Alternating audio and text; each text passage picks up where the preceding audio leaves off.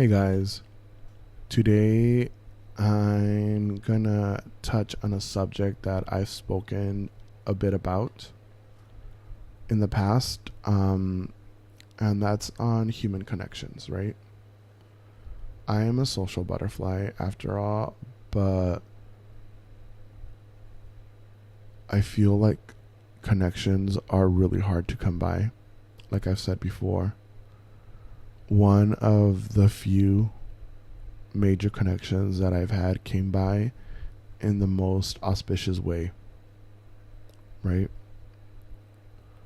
About 6 years ago, a family that I know, their worst nightmare was unfortunately one of my biggest blessings.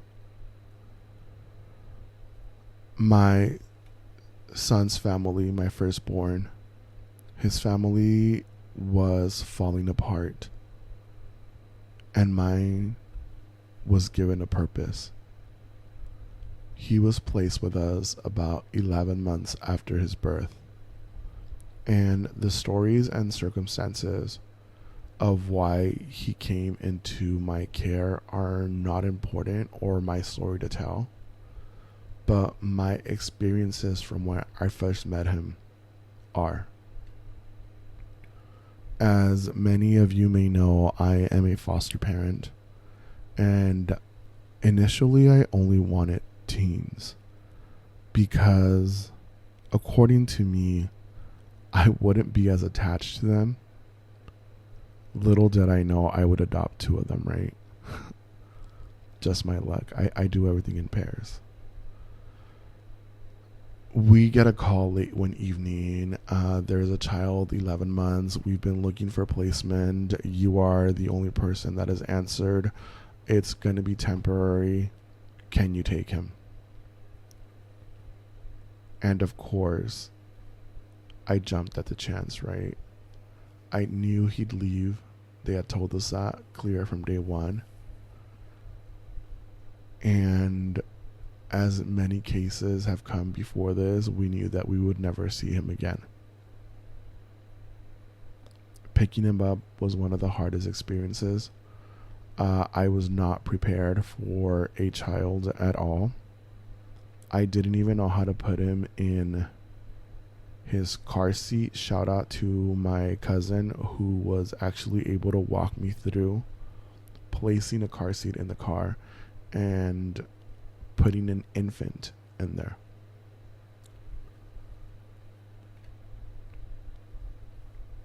I met my son's mom 3 months after I initially made contact with him, right?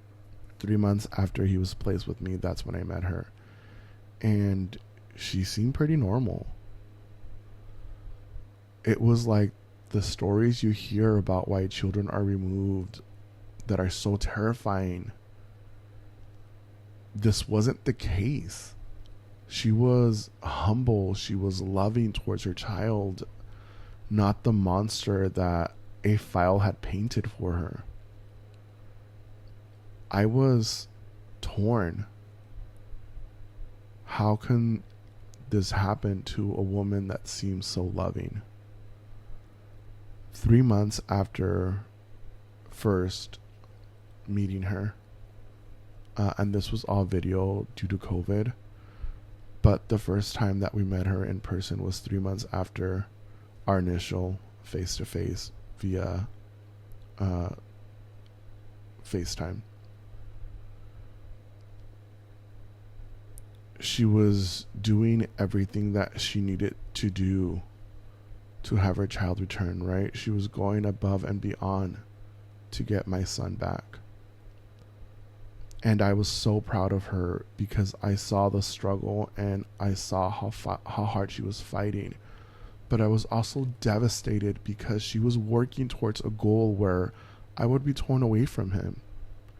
And unfortunately, 6 months later, I was attached. They tell you not to, but how do you not love a child in front of you? And I knew it was a matter of time before he left. I couldn't stop thinking of the limited time that I had with him, right? People always want to say, enjoy the time that you have, but that's easier said than done. He was my life. At the 9th month, the overnight started. That's when you know they're not monitored. They're going for the weekend. And we were gearing up for a world of pain because in 3 months he would be returning. Finally, that year mark came. He was safe to go home. My darkest day, one of my most devastating days, was the day that he left my side. Of course, she was triumphant, and I was torn, but I was broken.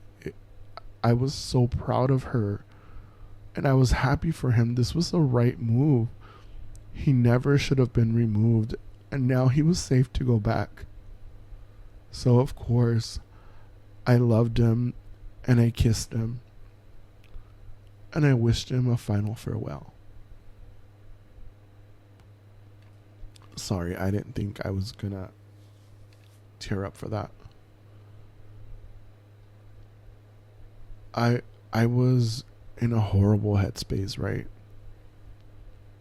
But throughout the year and the minimal interactions that we had with her, something kind of curious happened. Something that I'm told is rare and doesn't happen often, but in an effort to stay in his life, I extended an olive branch and I offered my assistance in any way, shape, or form possible, right? I had to come with her humble and just say, hey, if there's anything that you may need or any help transitioning, please let me know. The one thing that you have to know is once a child is reunified with their parent, the assistance stops. They're on their own. The court says, hey, you are a good parent. Bye. So I offered that olive branch and I said, anything, and I mean anything you may need, please feel free to ask. And for some reason it clicked. She responded with a positive attitude and said, sure, I'll reach out.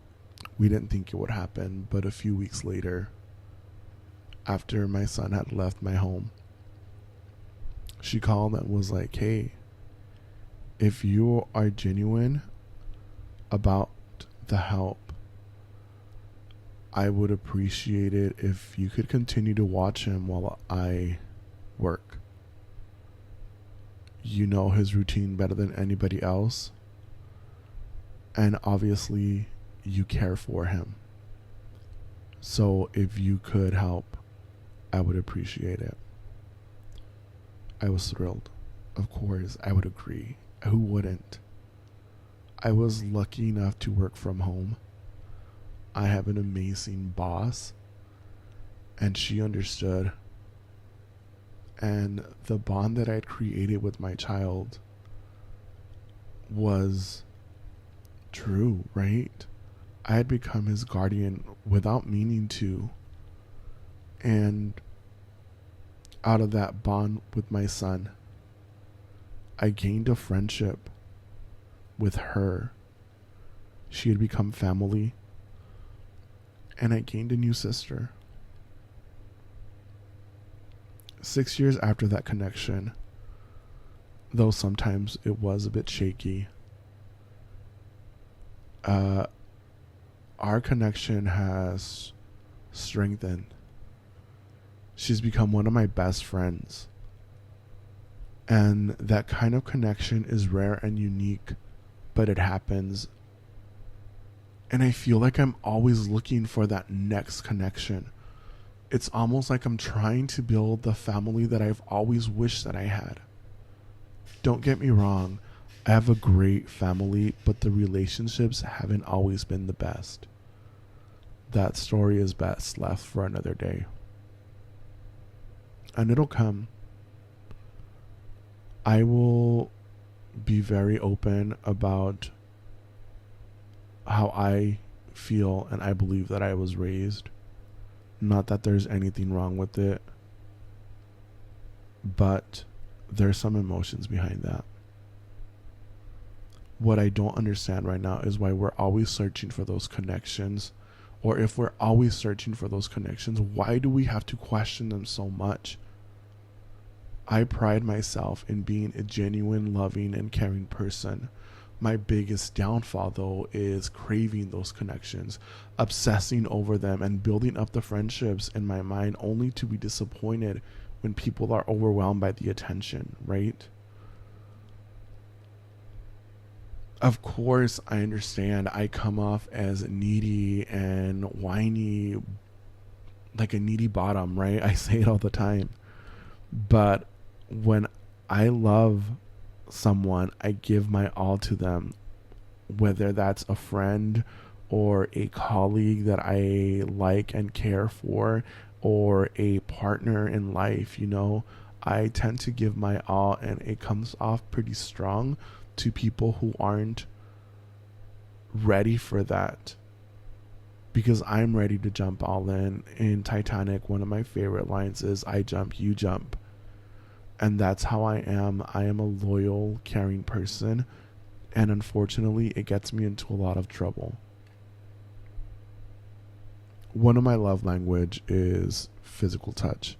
Albeit, I think I'm a part of every single one of them. But one of them, or two of my strongest love language, are physical touch and quality time. And for those of you who are not aware of what these consist, here's what Google had to say about it. I will save you the time from researching it. It states, the love language framework developed by Gary Chapman applies to friendship as well as romantic relationships. And it consists of 5 ways people give and receive love.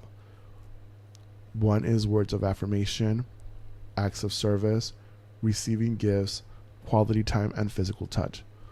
Understanding these can improve friendships by helping you express and care in a way your friend truly receives, rather than in your own preferred way. I bring these up because people seem to misunderstand or misinterpret my motives, but at the end of the day, I just feel alone, and I crave that friendship and connection. Once every 6 years doesn't seem like enough for me, right? I believe that connection was very rare. I've talked to people regularly, like coworkers. I do talk to them, but it just seems like a surface level connection, right? My anxiety doesn't help me making those connections, and I just don't think it should be this hard. As life goes on, do we think it'll continue to be this hard?